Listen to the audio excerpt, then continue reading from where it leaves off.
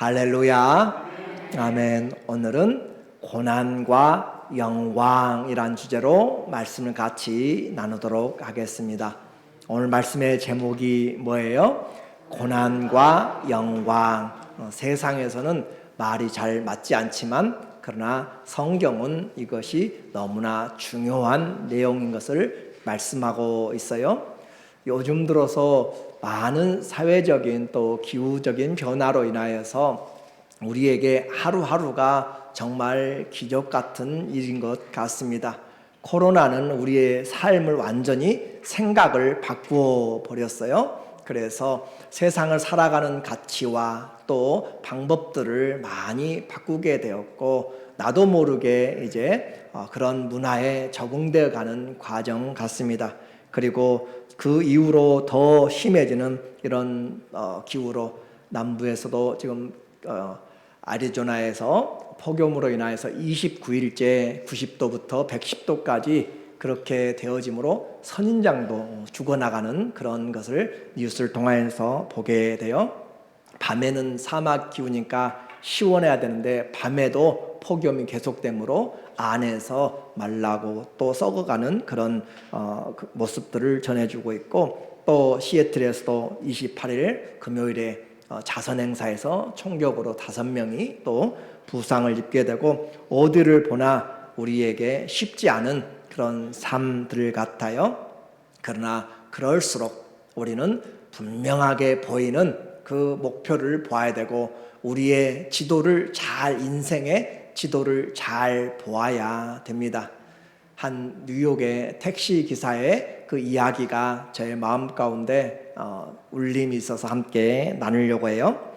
택시 기사가 바쁜 일정을 마치고 이제 교대 시간이 되었어요. 택시 교대 시간 얼마나 중요해요. 그래서 마지막 손님의 콜을 받았습니다. 그래서 운전을 하고 그 주소로 가서 경적을 눌려도 나오질 않아요. 그래서 다시 한번 누르고 갈까 말까 그렇게 망설이다가 그 집 주소에 문을 보니까 문이 빼꼼하게 열어져 있어요. 그래서 이왕에 오늘 마지막 손님이니까 여기까지 왔으니까 가보자 라고 해서 그 문 앞에 갔더니 할머니 한 분이 가방에 짐을 싸가지고 이렇게 나오고 있는데, 그 벽을 보니까 모든 벽들이 전부 다 깨끗하게 치워져 있고, 조그마한 물건들은 그렇게 신문 같은 걸로 덮여져 있었어요. 할머니가 말씀하시면서 늦어서 죄송합니다. 이 가방을 좀 트렁크를 차에 실어주세요 라고 이야기하니까 이 기사분이 싫고 이제 출발을 했어요. 주소를 할머니가 줍니다. 주소로 가주세요.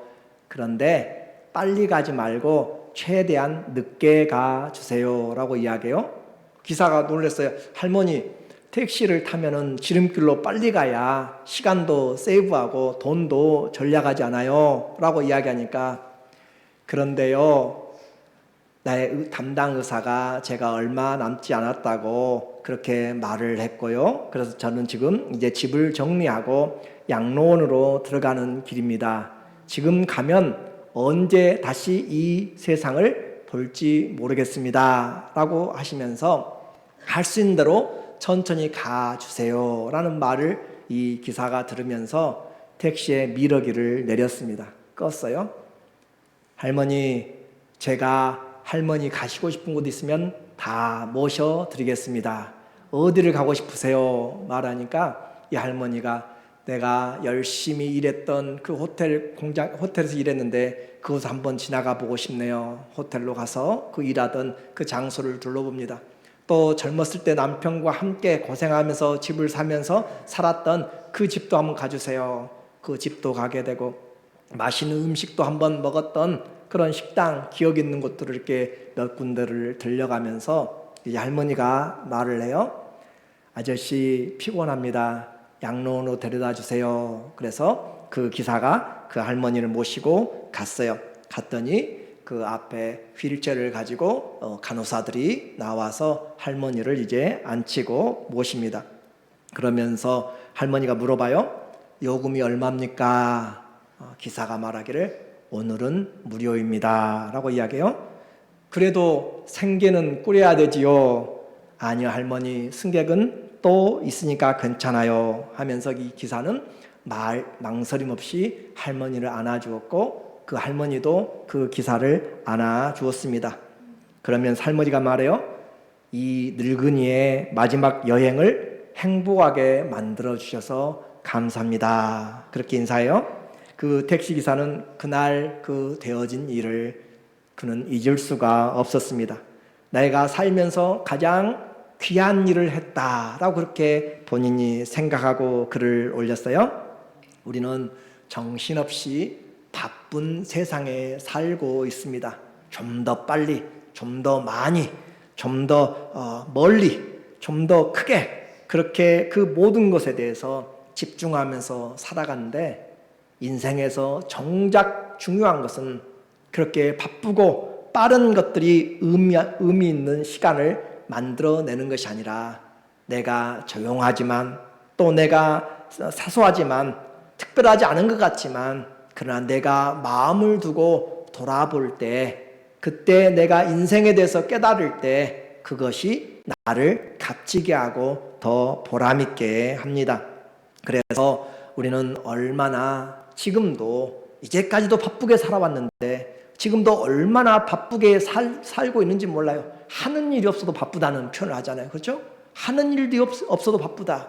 그만큼 우리의 마음이 안정을 갖지 못하고 있는 것이에요.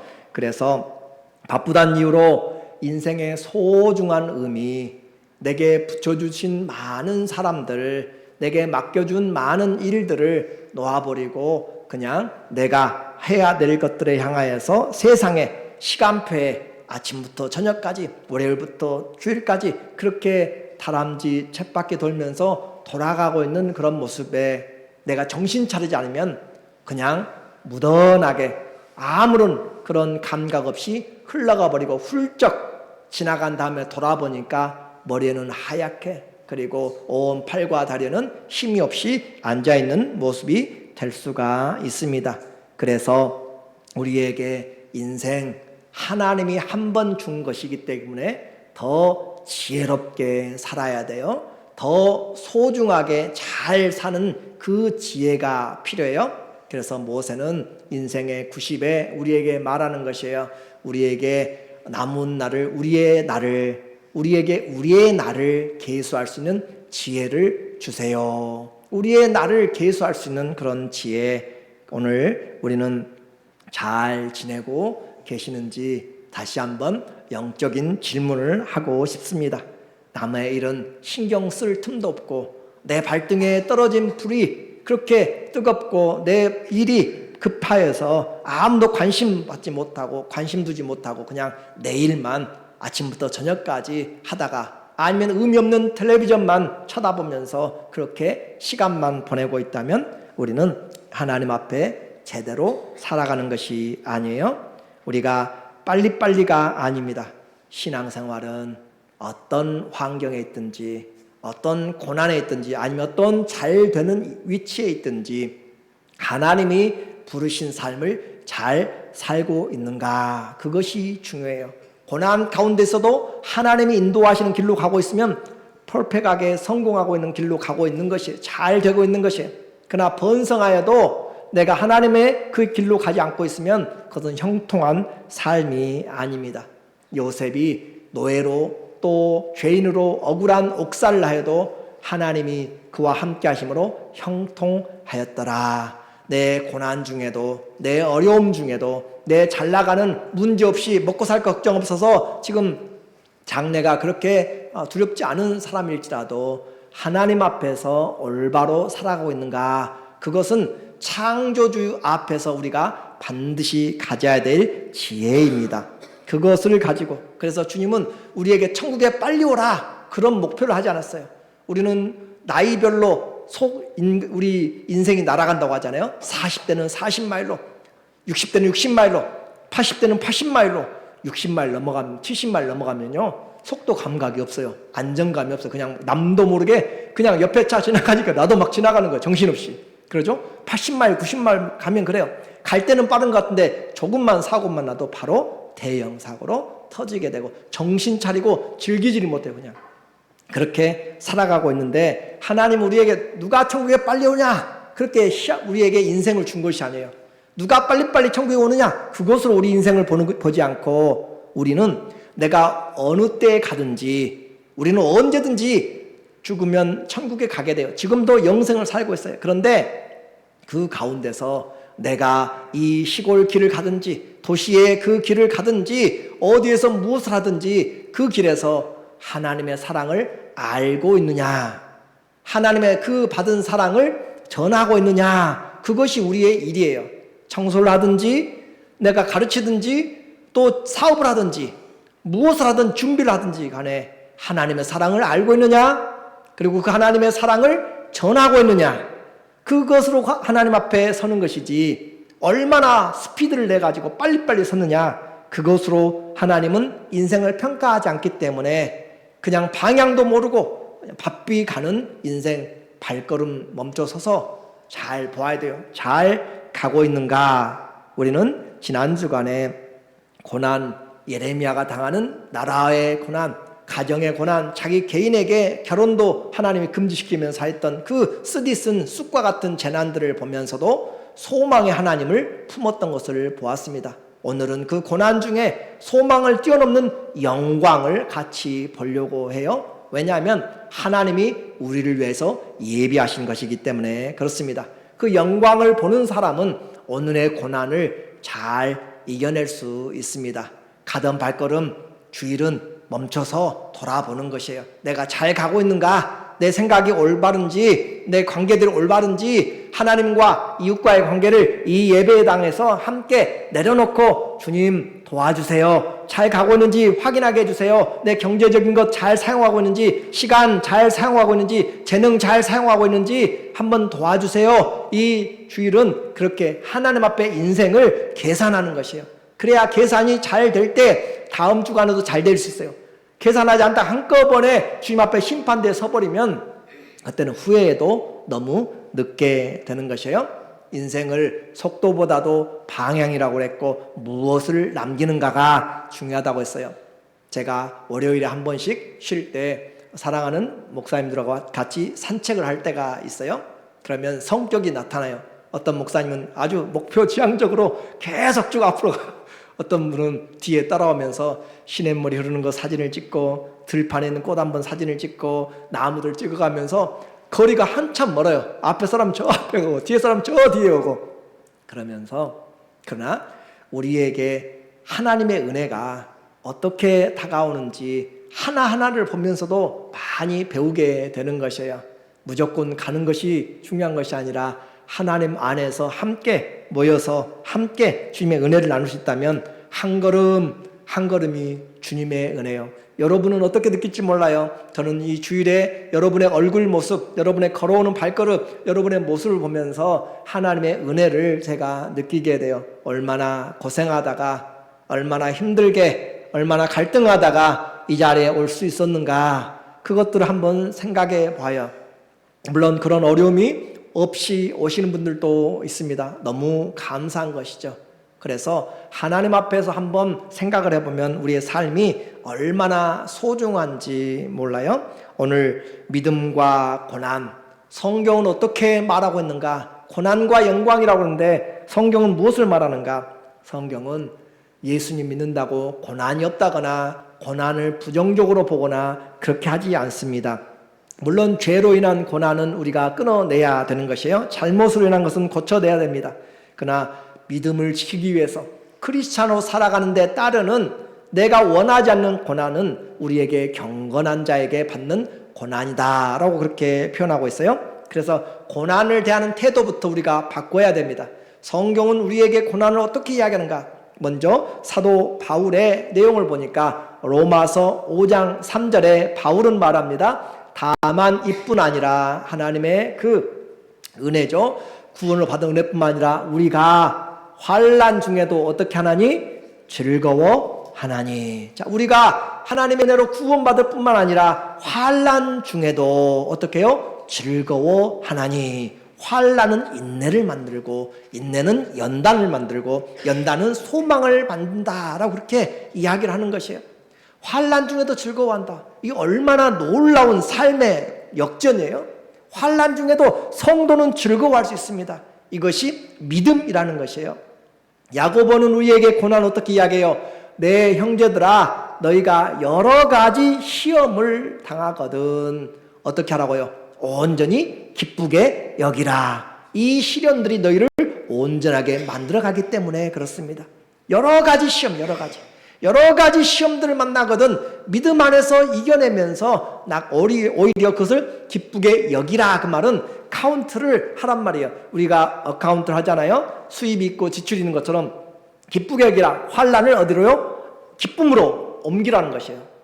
우리에게 환난을 옮겨서 기쁨으로 손익계산서를 이익으로 바꿔놓으라, 계산하라 그 말이거든요. 그래서 환난을 당하거든 하나님이 나에게 기쁨으로 갚아주시구나 라고 이미 나에게 이익으로 잡혀져 있는 것이에요. 자, 베드로, 오늘 본문에서 우리가 보게 될 베드로 사도는 고난에 대해서 어떻게 이야기하는가?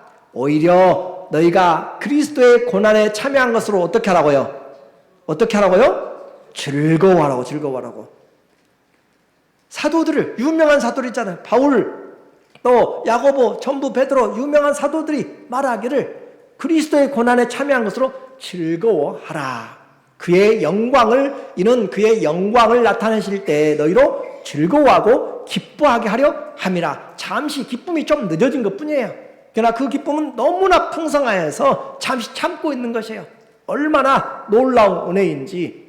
만약에 여러분이 어떤 면접을 하면서 내부적인 당신은 합격했습니다 라고 이야기하면 마음에 어때요? 기쁨이 있죠. 근데 아직 오피셜리 광고는 되지 않았어요. 한 일주일 뒤에 이제 광고가 됩니다 라고 생각한다면 그때까지 기쁨이 있지만 소문은 못 되는 자로. 왜냐하면 오피셜하게 나온 것이 아니기 때문에. 그러나 알고 있는 거죠. 그리고 딱 당일이 돼가지고 그것이 되었을 때, 합격이 되었을 때 얼마나 기쁘겠어요. 더 기쁘죠. 그러죠? 그 말이에요. 지금 우리에게 이 고난 당할 때 우리는 이미 기쁨으로 그렇게 만들어 놓았어요. 나는 알고 있어요. 그런데 아직 그것이 드러나지 않았어요. 공식적으로 원서도 합격 증서 오지 않았고 거기에 따른 어떤 베니핏도 오지 않았어요. 그러나 그날이 오게 되면 더 기뻐하게 된다라고 이야기했어요. 자, 오늘 우리에게 고난 크고 작은 것 다 당하지만 그 고난 당하는 자에게 오늘 특별히 베드로 이 전서와 후서는 흩어져서 고난 당한 자들에게 쓰고 있어요. 여러분의 성경을 보세요. 여러분의 성경 베드로전서 1장 1절과 2절에 보면 예수 그리스도의 사도 베드로는 본도, 갈라디아, 갑바도기냐, 아시아와 비두냐에 흩어진 나그네라고 이야기해요. 흩어진 나그네. 얼마나 외로워요? 얼마나 힘들어요? 흩어진 나그네. 그 말 자체에서 우리 인생을 지금 이야기하고 있는 것이에요. 유대인들이 유대에 살면서 그들이 타락됨으로 함께 살아야 될 건데 신앙의 핍박에 따라와서 집파들 흩어졌어요. 뿔뿔이 가정이 흩어졌어요. 흩어져 있는 가족 한번 들어보세요. 흩어져 있는 가족, 지금에야 큰 문제 없지만 그들이 옛날에 흩어진 그 가정의 사람들 결코 쉽지 않은, 그러나 그들은 흩어졌지만 그냥 세상에 흩어진 것이 아니라 하나님의 선택을 받고 흩어졌다, 그런 표현을 해요. 하나님의 선택으로 흩어진 사람들, 그 선택을 받고 흩어졌기 때문에 하나님 아버지 미리 아심을 따라 성령의 순종함으로 예수 그리스도의 핏부림을 얻기 위해서 선택받은 흩어진 사람들, 흩어졌는데 그들에게는 하나님의 은혜가 와 있는 사람들이에요. 그렇게 해서 은혜와 평강을 가지고 살아가는 사람들, 베드로가 다시 이야기해요. 오늘 1장 6절에 그러므로 너희가 이제 여러 가지 시험으로 말미암아, 아까 야고보도 여러 가지 시험을 이야기했어요. 그런데 베드로도 이야기해요. 흩어져 있으니까 얼마나 여러 가지 시험이 있겠어요? 여러 가지 시험으로 말미암아 잠깐 근심하게 되지 않을 수 없으나 오히려 어떻게 하라고요? 크게 기뻐하라. 이거 무슨 말도 안 되는 것이에요? 흩어져 있으면 우리가 생각하는 흩어졌다고 생각하면 안 돼요. 당시에 이 기독교는 핍박의 대상이었어요. 그리고 그 핍박 대상이기 때문에 흩어졌어요. 예루살렘 교회에서 핍박이 나서 교회 사람들을 잡아가두고 죽이기도 하고 핍박이 나잖아요. 그런 것처럼 흩어져서 가서 그들이 살아갈 때 직장도 그리스도이면 잘 받아주지 않습니다. 그리고 그들의 거주에 제한이 있어요. 쉽게 생각해 보세요. 모슬렘에 크리스찬이 산다고 생각해 보세요. 드러내놓고 말도 못해요. 직장도 마음대로 잡을 수 없어요. 예배도 마음대로 드릴 수, 종교적인 제한, 거주의 제한, 삶의 제한, 때로는 생명의 위기를 느끼는 것이 바로 흩어져 있는 나그네라는 그런 의미입니다. 흩어져 있는데 어떻게 하라고요? 그들에게 종교 정책을 세워가지고 또 군사력을 주든지 무슨 돈을 줘가지고 그들을 지원하는 것이 아니고, 사도는 지금 그들에게 뭘 쓰고 있어요? 이 편지를 써서 믿음을 통하여서 그들을 어떻게 해요? 기쁘게 만들고 있어요. 기쁨을. 잘 생각해 보세요. 흩어져 있는 사람들을 어려울 때 우리에게 떡이라도 줘야 기쁨이 있을 거잖아요. 하나님이 왜 이 어려운데 안 고쳐주시고 왜 응답 안 해주시고, 그런 상황에 사도는요, 하나님은 사도를 통하여서 뭘 쓰게 만들어요? 이 베드로 전서와 후서를 쓰게 만들어서 이 편지가 너희에게 가서 너희가 읽고 뭘 받아요? 너희는 그냥 흩어져 있는 것이 아니라 하나님 아버지의 미리 아심을 따라서 또 성령의 순종케 하심으로 예수 그리스도의 핏부림을 얻기 위하여서 선택된 나그네들이다 라고 확신을 줘요. 아, 나는 그냥 내가 여기에 이 지역에 살고 있는 그런 사람이 아니라, 연약한 사람이 아니라, 물론 세상에서 연약하지만 흩어져 있지만 힘이 없지만 배우지 못했을지라도 하나님이 나를 전지전능하신 하나님이 나를 미리 아시고 성령께서 나를 준비시켜가지고 예수님의 핏부림의 은혜를 받기 위하여서 나를 지금 흩어놓으신 그런 선택된 흩어진 자라는 것으로 그는 자부심을 얻게 돼요. 잘 이해가 안 되면, 왕자가 가서 버림받은 것이 아니라 왕이 내가 너를 택하여서 왕의 수업을 하기 위해서 너를 저 나라에 보내서 그곳에서 아무도 모르게 훈련시키고 있다, 그런 표현과 같다 그 말이에요. 그래서 그들에게 어떤 쓸 것을 줌으로 위로한 것이 아니라 베드로가 이 믿음의 편지를 전해줌으로써 그 안에 하나님의 그 사랑과 믿음과 소망을 심어줌으로써 그들이 어떻게 하라고요? 고난 가운데서도 크게 기뻐하라고. 오늘 우리의 도전은 여기 있어요. 이 말씀을 받은 베드로서를 받은 사람들의 믿음이 어떻게 되었을까? 오늘 우리에게 이 말씀을 동일하게 받는데 나는 이 고난 가운데서 크게 기뻐할 수 있는가? 아니면 오늘 설교로 그냥 한쪽으로 치우쳐지고 나와는 그래도 상관이 없어요. 내게는 지금도 빵이 필요하고 내게는 지금도 무슨 돈이 필요하고 하는 것으로 거기에만 매달려 있다면 하나님의 은혜는 없습니다. 그러나 오늘 베드로의 이 내용을 통해서 오히려 크게 기뻐한다라고 하는 이 믿음은 고난 속에서도 기뻐할 수 있는 것은 바로 하나님이 우리에게 주신 믿음으로만 가능한 것이에요. 그래서 내 영혼아 어찌하여 낭망해하는고, 나는 내 얼굴을 도우시는 하나님을 오히려 바라버리로다. 내 얼굴을 도우시는 하나님을 나는 소망하리로다. 나는 지금 이렇게 아파있고 힘들고 지칠지라도 하나님이 나와 함께 하신 그 약속을 바라보면서 그날 그날에 주님의 나라에서 주게 될 것을 기대하면서 한 걸음씩 더 기쁘게 나가는 것이에요. 그래서 이와 같이 기뻐라 하라라고 하는 것은 결과가 분명하기 때문에 그래요. 왜 그래요? 결과가 분명하기 때문에. 자, 고난 중에 기뻐하는 것을 봤어요. 왜 그래요? 고난의 결과. 자, 첫 번째 결과가 뭡니까? 1절에 보니까 정금 같은 믿음이에요. 1장 7절. 오늘 본문에 보니까 1장 7절에 너희 믿음의 확실함은, 믿음이 확실해야 돼. 고난 중에 있는데 믿음이 흔들리면 안 돼. 믿음의 확신함은 불로 연단하여도 없어질 금보다 귀하여. 이 말을 잘 해석해야 돼요. 우리가 금을 얻기 위해서 얼마나 노력해, 그죠? 산에 가서 광석을 파기도 하고 해서 금을 가져왔는데 그것이 다 순금인가요? 아니죠. 그 금을 조련을 해야 되잖아요. 재련해야 되잖아요. 뜨거운 풀무불에 금을 해서 순금을 얻었어요. 얼마나 귀해요.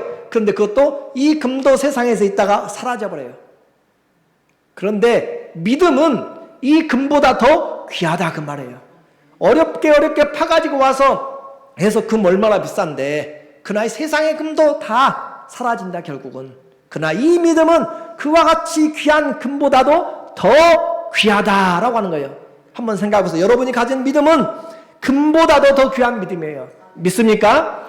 분명히 소망하셔야 돼요. 우리에게 금보다도, 여기에 금덩이가 그냥 좀 크게 있었으면 좋겠는데 실물 교육이 안 되네요. 그 금보다도 어떻게 해요? 우리의 믿음이 더 크다는 사실을 여러분이 믿는다면 우리의 믿음은 더 분명하게 되는 것이에요. 그래서 금보다 더 귀하여서 예수 그리스도에 나타나실 때 어떻게 해요? 칭찬과 잘하였다 착하고 충성된 종아 내가 너를 보고 있었다. 너의 눈물 주님이 다 세고 계셨고 너의 한숨과 너의 기도 소리 너의 신음소리 내가 다 듣고 있었다라고 주님이 말씀하시면서 그래도 너는 믿음을 버리지 아니하였다. 적은 믿음으로도 끝까지 나를 지켰다라고 주님이 어떻게 해요? 칭찬과 영광과 하나님 우리를 영광스럽게 해요.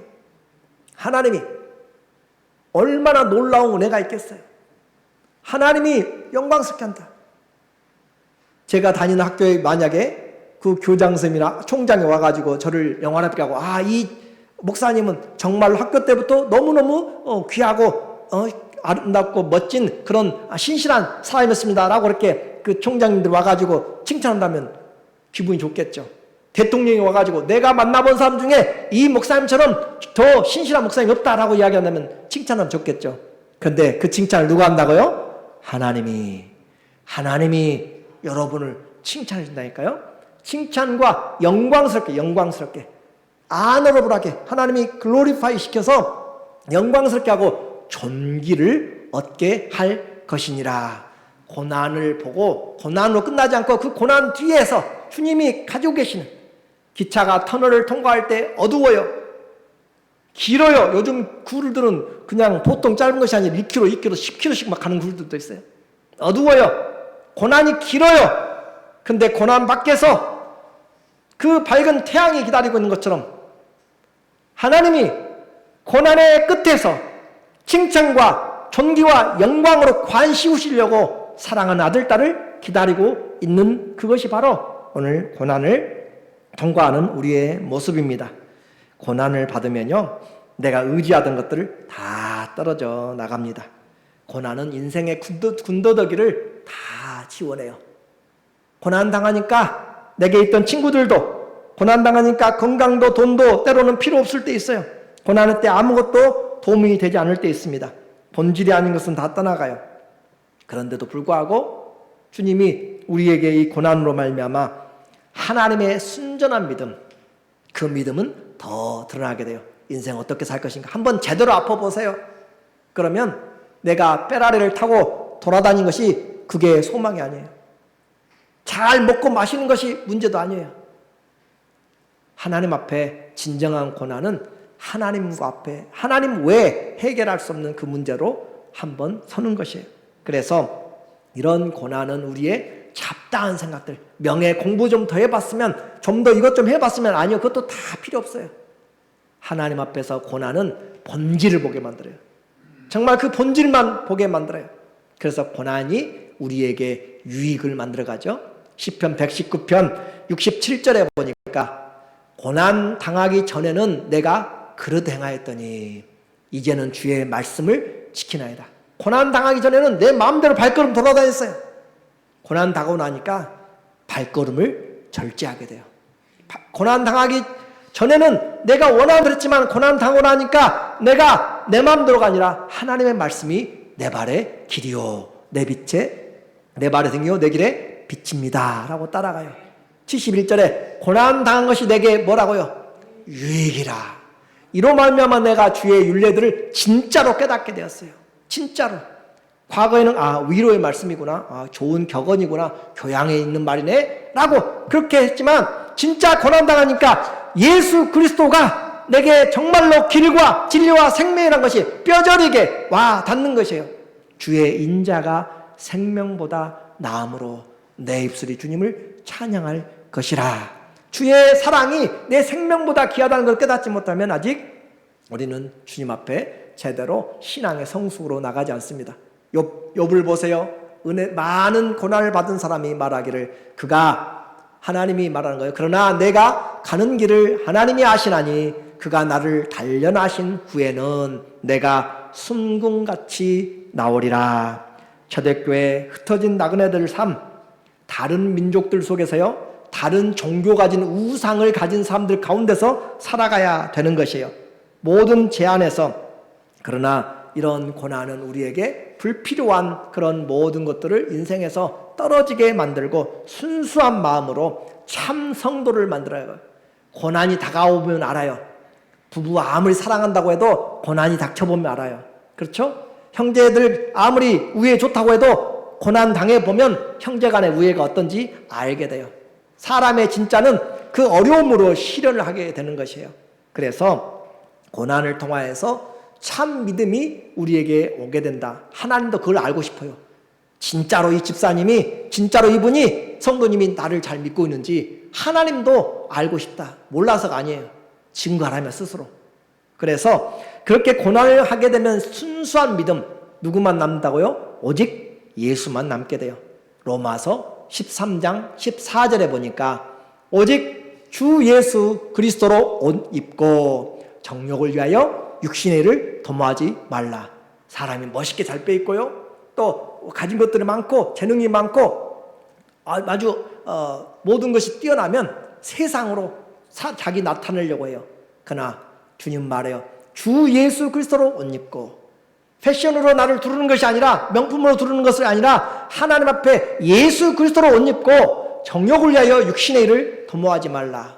오직 예수로 옷 입는 사람, 고난은 예수를, 오직 예수를 만듭니다. 베드로후서 3장 18절에도 오직 우리 주 예수, 구주 예수 그리스도의 은혜와 그를 아는 지식에서 자라가라. 다른 데서 물론 자라가세요. 그러나 분명한 것은 예수 그리스도 그 은혜 안에서 자라가야 돼요. 영광이 이제와 영원한 날까지 그에게 있을지어다. 성경은 거짓말하지 않습니다. 영광이 이제와 영원토록 우리에게 고난을 뛰어넘어서 있다라고 했습니다. 고난은 예수님을 바라보는 것이 정상입니다. 인생에서 표대인 예수님을 놓쳐버리고 지금 발걸음 이리저리 차 운전하는 대로 마음대로 가게 된다면 잘못 사는 것이에요. 고난은 순수한 믿음, 오직 예수를 바라보게 만듭니다. 그래서 고난의 결과를 알았어요. 우리에게 나중에 금보다 더한 영광이 있다. 그리고 오늘 그 정금 같은 믿음을 통해서 영광에 참여하게 만들어요. 1장 7절에 다시 보니까 1장 7절 너희 믿음의 확실함은 불로 연단하여도 없어질 금보다 더 귀하여 예수 그리스도께서 나타나실 때 칭찬과 영광과 존귀를 얻게 할 것이다. 정금 같은 믿음, 그리고 그 영광을 우리에게 주신다. 그래서 고난이 없으면 영광이 없습니다. 베드로는 분명히 밝히고 있어요. 베드로전서 5장 1절에 말합니다. 5장 1절 너희 중 장로들에게 권하노니 나는 함께 장로된 자요 그리스도의 어디의 증인이요? 고난의 증인이요 또 나타날 영광에 참여할 자라. 아직 우리의 영광은 나타나지 않았어요. 아직 참여할 수가 없어요. 그러나 고난에 참여한 즉 어떻게 해요? 계산했다니까. 이미 우리는 영광, 고난 즉시 영광, 계산할 줄 아는 것이 바로 이 베드로였어요. 그래서 그리스도의 고난의 증인이면 나타날 영광에 참여할 자.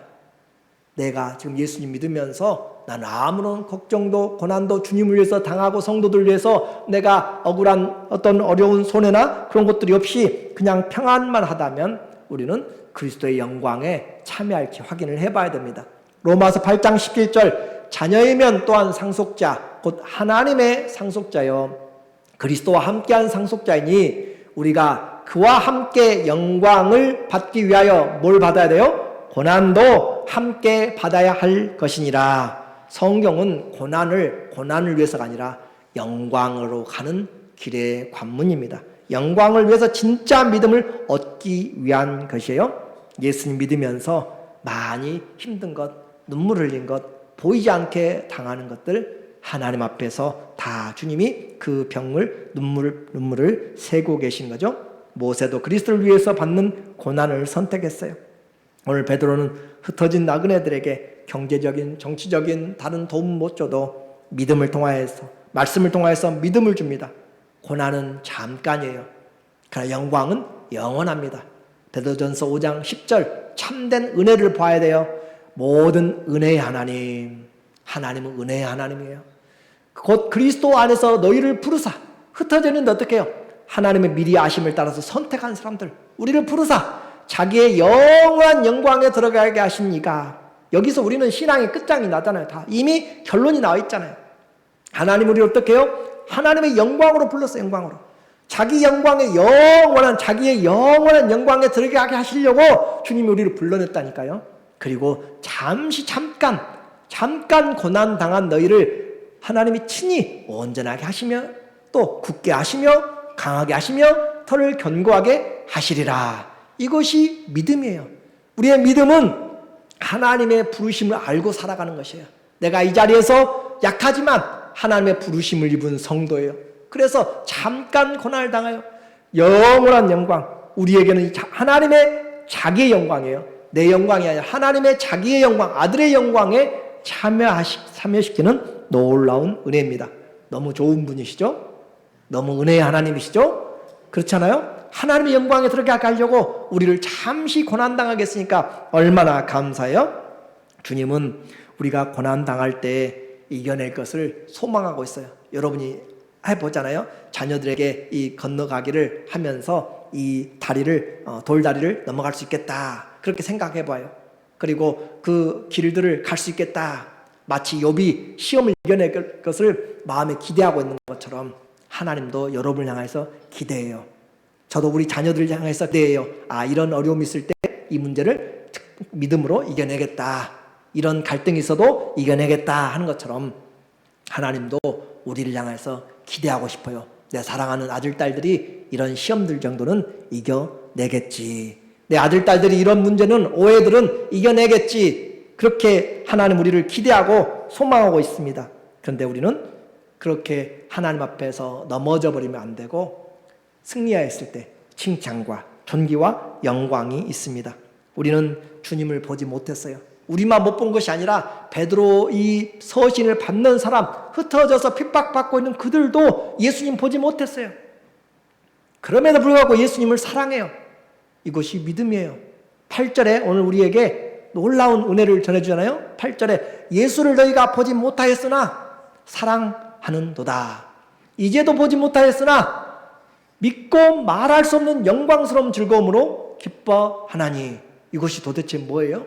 흩어져서 고난당하고 노예 생활처럼 그렇게 하고 있는데도 불구하고 이 믿음이 가서 확신하는 바는 이 고난도 축복이고 이 고난도 감사고 이 고난도 영광인데 예수님 보지 못했어요. 그렇게 불러도 보이잖아요. 그럼에도 불구하고 지금도 보지 못해요. 그럼에도 불구하고 사랑해요. 여러분도 예수님 보지 못했지만 사랑하는 줄로 믿습니다. 그 사랑해요. 이제도 보지 못하나 보고 믿고 믿음으로 말할 수 없는 영광스러운 즐거움으로 기뻐하니. 예수님 사랑하는 것이 힘이에요. 예수님 사랑하는 것이 기쁨이에요. 예수님 사랑하는 것이 소망이에요. 예수님 사랑보다 더 큰 것이 없어요. 그래서 주의 인자가, 헤세드가 생명보다 나음으로, 이 말씀 하나를 그들이 깨달은다면 삶에 힘이 나지 않겠어요? 핍박을 받고 채찍에 등에 맞아도, 어려움이 있어도 예수님 보지 못했지만 사랑하는 힘이 있어요. 주님, 나는 죽어도 주님 배반하지 않습니다. 주님, 나는 끝까지 주님의 길을 가겠습니다. 이것이 생활의 순교잖아요. 믿음의 결국 곧 영혼의 구원을 받음이라. 오늘 하나님의 사랑에서 끊을 수 없다라고 성경은 거듭거듭 말합니다. 사망이나 생명이나 또 세상에 주는 모든 권세나 능력이나 기쁨이나 높음이나 천사들이나 그 어떤 것들이라도 그리스도 예수 안에 있는 하나님의 사랑에서 우리를 끊을 수가 없다라고 하는 거죠. 오늘 결론적으로 말씀드립니다. 성경은 고난의 풀무에서 우리를 건져내어 어디에 이르게요? 영광에 이르도록 그렇게 말하고 있습니다. 인생도 젊어서 고생은 사서도 한다고 했어요. 예수님 믿으면서 고난이 없으세요? 예수님의 앞에서 바울은 그리스도의 남은 고난을 내 육체를 위하여 채운다라고 이야기해요. 그리스도의 남은 고난을 교회를 위해서 내 육체를 향하여 채운다. 오늘 택시기사의 기다림은 할머니의 인생을 가볍게 만들었습니다. 운전사는 피곤하고 지치고 그렇게 물질적으로 손해였지만 그 할머니의 마지막 여정을 행복하게 했을 뿐만 아니라 자기의 인생도 값진 인생으로 다시 계획하게 되었습니다. 사람이 얼마나 행복한지는 얼마나 감사한지에 달려 있습니다. 그리스도의 고난을 통해서 영광으로 들어갑니다. 꼭 기억하십시오. 이 편지를 받고 있는 사람들은 다 고난 가운데서 흩어진 사람들입니다. 베드로는 반복해서 말합니다. 베드로전서 4장 13절에 우리에게 다시 이야기해요. 오히려 너희가 그리스도의 고난에 참여하는 것으로 즐거워하라. 이는 그의 영광을 나타내실 때 너희로 즐거워하고 기뻐하게 하려 합니다. 14절 너희가 그리스도의 이름으로 치욕을 당하면 복 있는 도다. 영광의 영, 곧 하나님의 영이 너희 위에 계심이라. 여러분이 예수님 때문에 치욕을 받고 또 모욕을 당하면 복 있는 사람이에요. 그 위에 성령이, 영광의 영이 그곳에 함께 있다라고 하는 것이죠. 분명한 것 한 가지만 꼭 기억하십시오. 현재의 고난은 장래의 고난과 영광과 비교할 수 없습니다. 로마서 8장 18절 꼭 기억하십시오. 생각하건대 현재의 고난은 장차 우리에게 나타날 영광과 어떻게 해요? 비교할 수 없다. 성경은 고난이 크다 할지라도 여러 가지 시험이 있다 할지라도 하나님의 그 영원한 영광, 자기 영광에 비하면 아무것도 아닙니다. 오히려 고난이 크면 클수록 뭐가 커요? 영광이 큽니다. 지금 고난으로 힘들지라도 예수님 때문에 마지막을 이미 알고 웃고 감사하고 기뻐하면서 주님, 내가 얼마나 주님의 사랑을 받았는지요. 이런 고난을 받게 하시니 그 주님의 사랑, 은혜의 하나님 감사합니다. 그리스도의 남은 고난을 우리의 육체에 채워나가는 즐거움과 기쁨이 있기를 예수님의 이름으로 간절히 축원합니다. 아멘. 네, 한번 기도해